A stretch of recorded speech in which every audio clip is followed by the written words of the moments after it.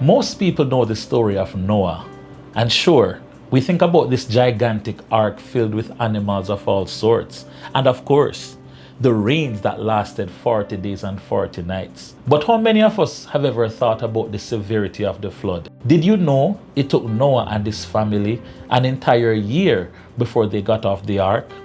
Can you imagine what that must have been like? He sent out birds on about 4 occasions to check if the ground was ready, but to no avail. 40 days locked into this contraption alone must have felt like forever. Add to that, attending to the animals, enduring their stench and their waste, and listening to their constant sounds. It must have become unbearable. Can you imagine having to wait an entire year to finally step out? Some might ask, well, why didn't he just leave? Many people would have probably done their own thing, trying to figure it out on their own, but that's the problem. The Bible says there is a way that seems right unto a man, but the end of it is death.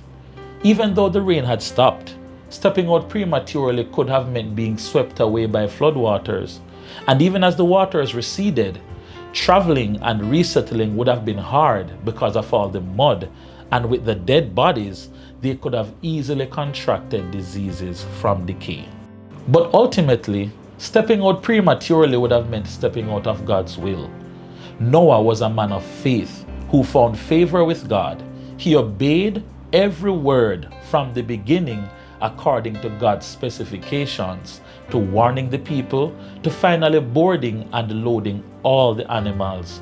The Bible says, so Noah did everything exactly as God had commanded him. Genesis chapter 6 and verse 22. Here's where it gets better though.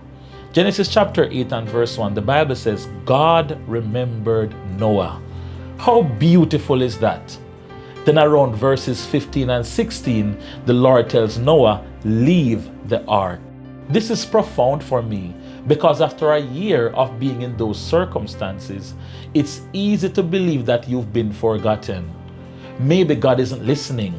Maybe he's not even there. But God remembered Noah, and God remembers you. We may never fully understand why God works the way he does.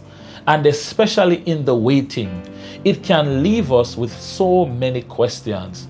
But it's so good to know that God has a reason in the wait.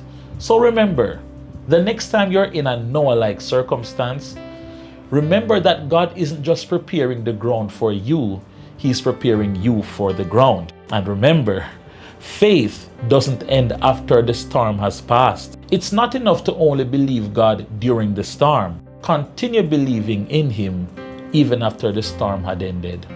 God bless you.